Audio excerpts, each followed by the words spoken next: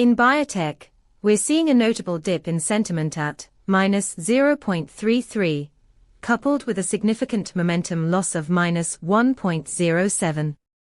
This isn't just a blip, it's a clear deviation from the historical baseline. In the context of 19 semantic clusters, it suggests a collective unease about recent developments in the sector. With our API, you can extract nuanced sentiment analysis from this data, returning not just scores, but insights that help you pinpoint areas of concern or opportunity.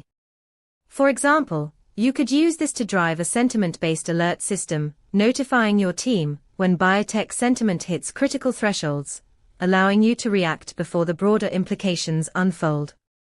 To dive deeper into how this can work for you, visit pulsebit.lojenterprise.com/docs.